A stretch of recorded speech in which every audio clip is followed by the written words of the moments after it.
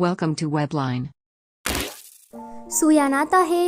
वो कहता है कि मुझे पता नहीं था कि शाओशी सॉरी बोलने से ज़्यादा अच्छा अपनी बॉडी बेचना पसंद करेगी।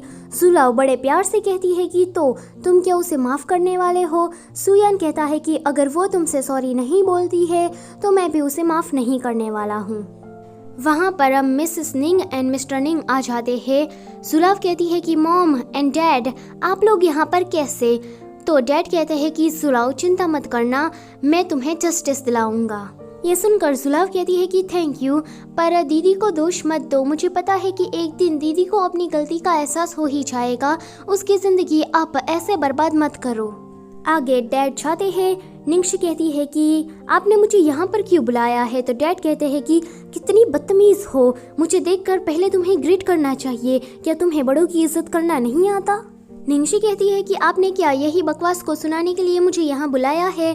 डैड कहते हैं कि तेरी तो मैं, पर थोड़ा शांत होकर कहते हैं कि इन फोटोज़ में से किसी एक लड़के को चूज़ कर लो, मैं तुम्हारी शादी उससे करवा दूंगा। निंगशी कहती है कि अगर मैं ना कहूँ तो। डैड कहते हैं कि तो तुम मुझे दोष मत देना कि मैंने तुम्हें अपनी बेटी मानने से इनकार कर दिया। निंगशी कहती है कि मिस्टर निंग आप क्या बीमार हो, मैं आपकी बेटी थी ही कब। निंगशी गुस्से से एक लड़के की फोटो फाड़ देती है। ये देखकर डैड कहते हैं कि सुलाव और तुम्हारी माँ ने मुझसे कहा है, इसलिए मैं तुम्हें हल्के में ले रहा हूँ। निंगशी कहती है कि अच्छा तो ये सुलाव का आइडिया है, तो क्यों ना आप सुलाव की ही शादी किसी और से कर दे।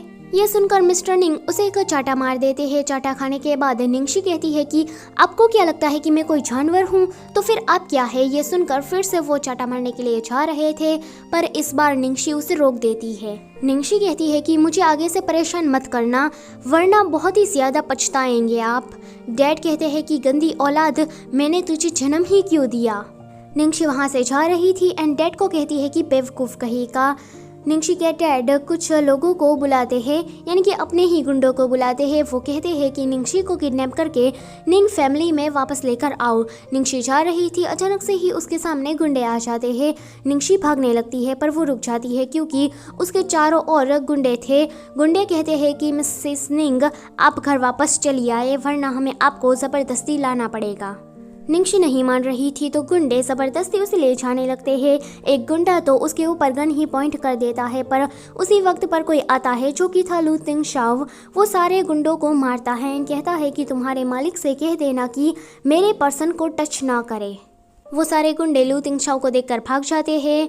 लू तिंगशाओ निंगशी से पूछता है कि क्या तुम ठीक हो। निंगशी कहती है कि हाँ, पर तुम यहाँ पर कैसे आए। तो लू तिंगशाओ कहता है कि मैं बस यहाँ पर जॉगिंग कर रहा था और मैंने देखा कि कुछ गुंडे एक लड़की को परेशान कर रहे थे, तो मैं यहाँ आ गया। निंगशी का चेहरा उतर जाता है। तो लू तिंगशाओ कहता है कि तुम्हें सैड होने की कोई भी ज़रूरत नहीं है। निंगशी कहती है कि हाँ सही कहा, उन लोगों को अगर मेरी परवाह नहीं है तो मैं उनके लिए सैड क्यों हूँ।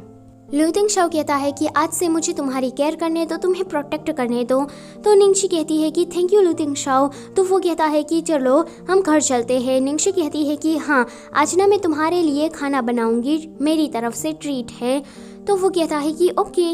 ये दोनों जा रहे थे। निंगशी पीछे मुड़कर देखती है, तो लू तिंगशाओ कहता है कि क्या हुआ। तो वो कहती है कि कुछ भी नहीं। वो जाने लगती है, पर वो सोच रही थी कि लगता है कि कोई मुझे स्टॉक कर रहा है एंड उसका गेस सही था। उसके डैड ही उसके पीछे पीछे आ रहे थे। वो कहते हैं कि अच्छा तो निंगशी ने ये अमीरज़ादा फंसाया है। निंगशी के डैड तो उसके पीछे पीछे प्लेटिनम पैलेस तक आ जाते हैं लू तिंगशाओ के घर।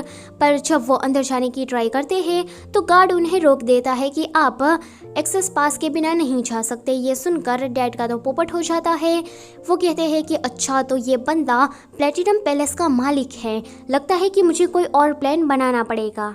सो ये वाला चैप्टर होता है यहीं पर ही ख़त्म। अगर वीडियो अच्छी लगी है तो उसे लाइक कर देना और चैनल पर नए हो तो उसे सब्सक्राइब भी कर देना। Thank you for watching.